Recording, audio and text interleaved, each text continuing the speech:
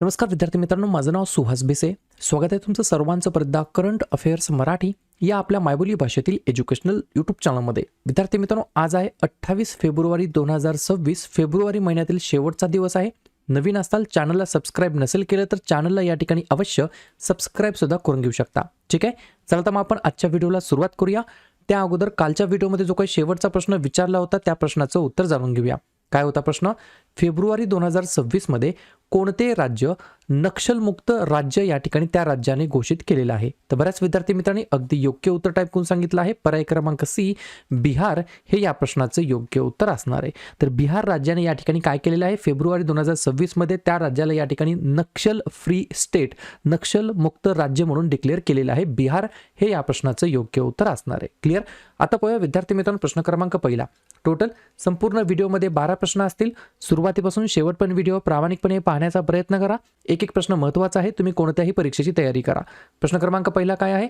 कोणत्या राज्यामध्ये आरबीआयने त्यांचे दुसरे नवीन उच्च सुरक्षा डेटा सेंटर स्थापित केलेलं आहे, म्हणजेच या ठिकाणी इन्स्टॉल्ड केलेलं आहे? प्रश्न क्रमांक पहिल्याचं योग्य उत्तर आहे पर्याय क्रमांक डी, ओडिसा हे या प्रश्नाचं योग्य उत्तर असणार आहे. तर ओडिसा राज्यात या ठिकाणी आरबीआयने दुसरे नवीन उच्च सुरक्षा डेटा सेंटर या ठिकाणी स्थापित केलेलं आहे. याच्या मागचा उद्देश काय तर लिहून घ्या.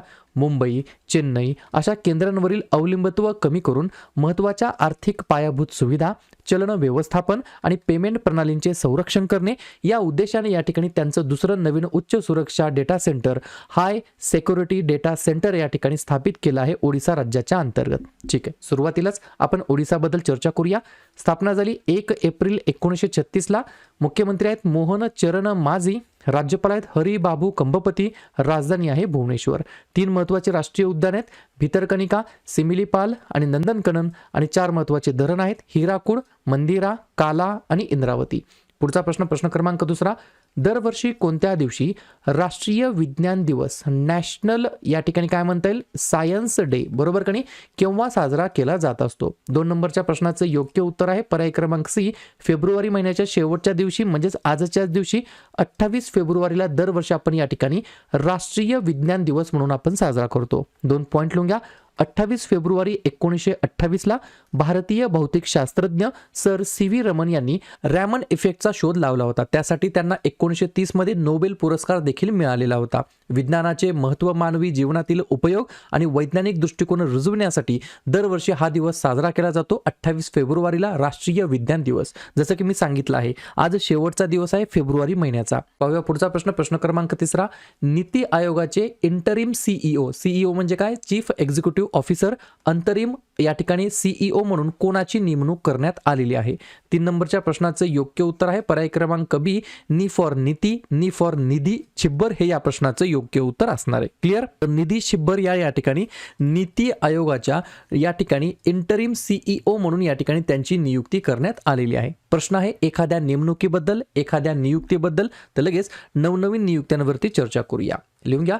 इंदिरा गांधी अणुसंशोधन केंद्राचे नवीन संचालक श्रीकुमार जी पिल्लई, बीआरओचे 29वे महासंचालक हरपाल सिंग, अणु ऊर्जा नियामक मंडळाचे अध्यक्ष के बालसुब्रमण्यम, सीआरपीएफचे नवीन डीआयजी रवी शंकर छबी, आंतरराष्ट्रीय ऑलिम्पिक समितीचे अध्यक्ष किस्ट्री कोवेंट्री, आंतरराष्ट्रीय ऑलिम्पिक समितीचे उपाध्यक्ष जुआन अँटोनियस समरंच, गिफ्ट सिटीचे नवीन अध्यक्ष Uday Kotak, Institute of Chartered Accounts of इंडियाचे अध्यक्ष प्रसन्न कुमार डी, नीती आयोगाचे अंतरिम सीईओ निधी छिब्बर. ठीक आहे, पुढचा प्रश्न, प्रश्न क्रमांक चौथा. केंद्रीय गृह मंत्रालयाने जाहीर केलेल्या भारतातील पहिल्या दहशतवाद विरोधी धोरणाचे नाव काय आहे?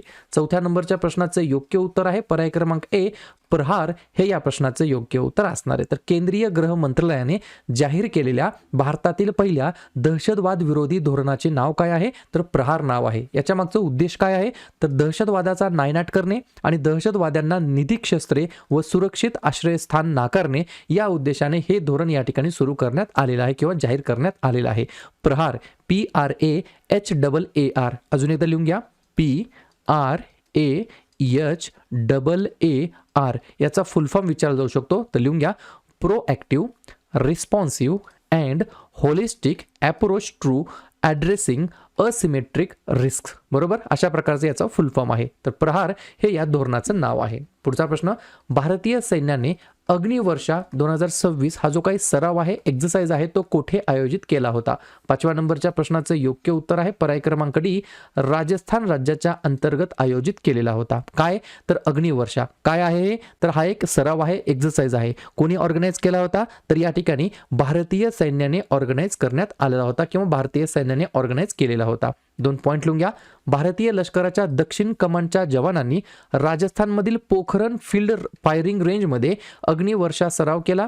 त्यांनी वास्तववादी युद्धभूमीवर एकत्रित शस्त्रांचा समन्वित वापर, अचूक लांब पल्ल्याच्या गोळीबार आणि नेटवर्क सक्षम कमांड आणि नियंत्रण यावर लक्ष केंद्रित केलेलं आहे. तर पर्याय क्रमांक डी, राजस्थान हे या प्रश्नाचं योग्य उत्तर असणार आहे. राजस्थानबद्दल सांगायचं म्हटलं तर स्थापना झाली 30 मार्च 1949 ला. मुख्यमंत्री आहेत भजनलाल शर्मा, राज्यपाल आहेत हरिभाऊ किसनराव बागडे, राजधानी आहे जयपूर. 3 महत्त्वाचे राष्ट्रीय उद्यान मुकुंद्रा हिल्स, रणथंबोर आणि सरिस्का, आणि 4 महत्त्वाचे धरण बिसलपूर, राणा प्रताप, गांधीसागर आणि जवाहर सागर. पुढचा प्रश्न क्रमांक 6. Atal Bihari Vajpayee The Eternal statesman नावाचं पुस्तक आहे. या पुस्तकाचे लेखक कोण आहेत? 6व्या नंबरच्या प्रश्नाचं योग्य उत्तर आहे पर्याय क्रमांक सी, विजय गोयल असं त्यांचं नाव आहे. काय नाव आहे? विजय गोयल असं त्यांचं नाव आहे. Atal Bihari Vajpayee The Eternal statesman असं या पुस्तकाचं नाव आहे. त्या पुस्तकाचं लेखन त्यांनी केलेलं आहे. प्रश्न आहे पुस्तक आणि लेखकासंदर्भात. तर लगेच नवनवीन लेटेस्ट प्रकाशित झालेले जे काही पुस्तक आहेत त्याच्यावरती चर्चा करूया. लिहून घ्या. More from less for more Raghunath Mashelkar आणि सुशील बोर्डे यांनी लिहिलेलं आहे. सनातन संस्कृती की अटल दृष्टी वासुदेव देवनानी यांनी लिहिलं आहे. The great sanctions hack why economic sanctions don't work the way we expect हे पुस्तक लिहिलं आहे उर्जित पटेल यांनी. Early north India and its coinage हे पुस्तक लिहिलं आहे देवेंद्र हंडा यांनी. ई माती कथा काहे and Bakshi Jagabandhu The Great Commander हे पुस्तक लिहिलं आहे विश्वभूषण हरिश्चंदन यांनी. आणि Atal Bihari Vajpayee The Eternal Statesman हे पुस्तक लिहिलं आहे विजय गोयल यांनी. ठीक आहे. पुढचा प्रश्न क्रमांक 7. संयुक्त राष्ट्रांनी कोणाला global champion for road safety म्हणून नियुक्त केलेलं आहे? तर पर्याय क्रमांक बी, सचिन तेंडुलकर हे या प्रश्नाचं योग्य उत्तर असणार आहे. पुढचा प्रश्न, भारतातील पहिले जातमुक्त म्हणजेच या ठिकाणी कास्ट फ्री गाव विलेज म्हणून या ठिकाणी घोषित केलेलं सौंदाळा गाव हे कोणत्या राज्यामध्ये स्थित आहे? 8व्या नंबरच्या प्रश्नाचं योग्य उत्तर आहे पर्याय क्रमांक ए, महाराष्ट्र राज्य हे या प्रश्नाचं योग्य उत्तर असणार आहे. कधी कधी एक्झाममध्ये तुम्हाला फिरून विचारलं जाऊ शकेल महाराष्ट्रातील पहिलं किंवा महाराष्ट्रातील असं कोणतं गाव आहे जे गाव जातमुक्त कास्ट फ्री गाव म्हणून डिक्लेअर करण्यात आलं आहे, घोषित करण्यात आलं आहे. त्याच्यामुळे महाराष्ट्रात लक्षात ठेवायचं आहे, सोबत गावाचं नाव लक्षात ठेवायचं आहे. सौंदाला बरोबर किंवा सौंदाळा नावाचं गाव आहे. माझ्या मते अहिल्यानगरमध्ये हे गाव येतं, बरोबर की नाही? तर तो पण आपण या ठिकाणी बाकीच्या प्रथम घटनांवरती चर्चा करूया.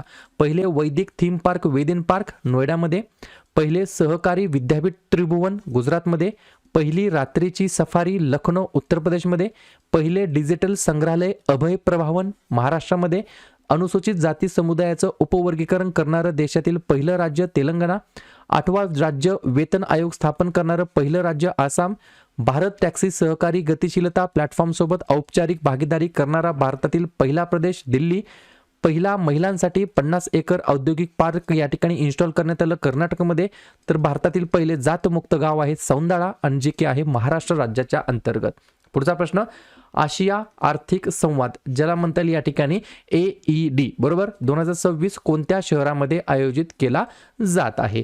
आशिया इकॉनॉमिक डायलॉग बरोबर. तर 9व्या प्रश्नाचं योग्य उत्तर आहे पर्याय क्रमांक डी, पुणे हे या प्रश्नाचं योग्य उत्तर असणार आहे. ज्या ठिकाणी या संवादाची थीम होती geoeconomics beyond globalisation, tariffs, technologies and strategic alignment अशा प्रकारची थीम होती for the year of 2026.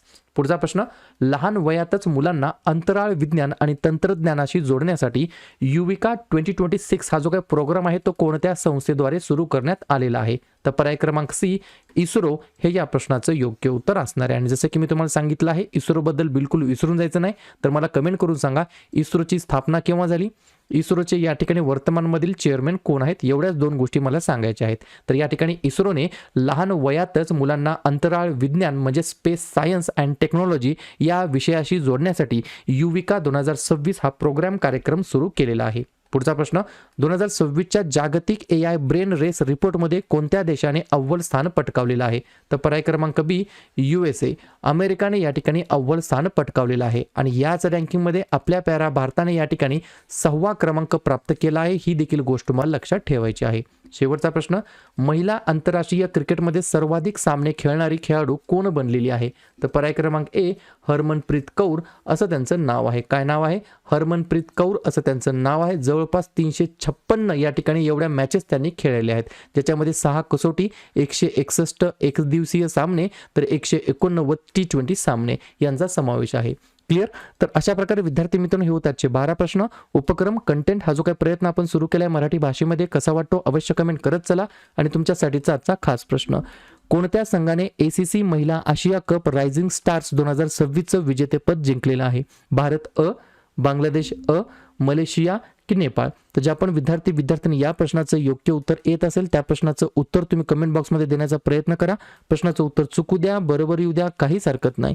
Try करणं, प्रयत्न करणं सर्वात जास्त महत्त्वाचं आहे. आणि दुसऱ्या दिवशी येऊन आपण दिलेल्या प्रश्नाचं उत्तर हे बरोबर आले की चुकलं हे दुसऱ्या दिवशी येऊन नेहमी चेक करणं, अभ्यासामध्ये कन्सिस्टन्सी मेंटेन ठेवणं हे सगळ्यात जास्त महत्त्वाचं ठरणार आहे. तर लगेच काय करूया, फेब्रुवारी महिन्यातील जेवढेही महत्त्वाचे दिवस असतील त्याच्यावरती एकदा चर्चा करूया. लिहून घ्या. 1 फेब्रुवारी भारतीय तटरक्षक दिवस, 2 फेब्रुवारी जागतिक पाणथळ दिवस, 4 फेब्रुवारी जागतिक कर्करोग दिवस, 7 फेब्रुवारी सुरक्षित इंटरनेट दिवस, 10 फेब्रुवारी राष्ट्रीय जंतनाशक दिवस, 11 फेब्रुवारी विज्ञानातील महिला आणि मुलींचा आंतरराष्ट्रीय दिवस, 12 फेब्रुवारी डार्विन दिवस आणि राष्ट्रीय उत्पादकता दिवस, 13 फेब्रुवारी जागतिक रेडिओ दिवस आणि सरोजिनी नायडू यांची जयंती, 19 फेब्रुवारी छत्रपती शिवाजी महाराज यांची जयंती तारखेनुसार, 20 फेब्रुवारी जागतिक सामाजिक न्याय दिवस, 21 फेब्रुवारी आंतरराष्ट्रीय मातृभाषा दिवस, 24 फेब्रुवारी केंद्रीय उत्पादन शुल्क दिवस, 27 फेब्रुवारी मराठी भाषा दिवस आणि जागतिक NGO दिवस आणि 28 फेब्रुवारी राष्ट्रीय विज्ञान दिवस आणि दुर्मिळ रोग दिवस. क्लिअर? जानेवारी महिन्यातील जेवढेही महत्त्वाचे दिवस असतील त्याच्यावरती आपण एकदा रिव्हिजन टाकूया. लिहून घ्या. 1 जानेवारी DRDO स्थापना दिवस आणि जागतिक कुटुंब दिवस, 2 जानेवारी महाराष्ट्र पोलीस दल स्थापना दिवस, 3 जानेवारी सावित्रीबाई फुले जयंती महाराष्ट्रामध्ये बालिका दिवस म्हणून, 4 जानेवारी जागतिक ब्रेल दिवस, 5 जानेवारी राष्ट्रीय पक्षी दिवस, 6 जानेवारी बाळशास्त्री जांभेकर जन्मदिवस महाराष्ट्रामध्ये पत्रकार दिवस म्हणून, 9 जानेवारी प्रवासी भारतीय दिवस, 10 जानेवारी जागतिक हिंदी दिवस, 11 जानेवारी राष्ट्रीय मानवी तस्करी जागृती दिवस आणि लाल बहादूर शास्त्री यांची पुण्यतिथी, 11 ते 17 जानेवारी याच्या दरम्यान रस्ता सुरक्षा सप्ताह, 12 जानेवारी राष्ट्रीय युवा दिवस, स्वामी विवेकानंद यांची जयंती असते आणि आपल्या जिजाऊ माँसाहेबांचा देखील जन्मदिवस असतो, 15 जानेवारी भारतीय सैन्य दिवस, 16 जानेवारी छत्रपती संभाजी महाराज यांचा राज्याभिषेक दिवस, 23 जानेवारी नेताजी सुभाषचंद्र बोस यांची जयंती, 24 जानेवारी राष्ट्रीय बालिका दिवस, 25 जानेवारी राष्ट्रीय मतदार दिवस आणि राष्ट्रीय पर्यटन दिवस, 26 जानेवारी प्रजासत्ताक दिवस 2026 मध्ये आपण 77वा साजरा करीत आहोत आणि आंतरराष्ट्रीय सीमा शुल्क दिवस आणि शेवटचा 28 जानेवारी लाला लजपत राय यांची जयंती. ठीक आहे.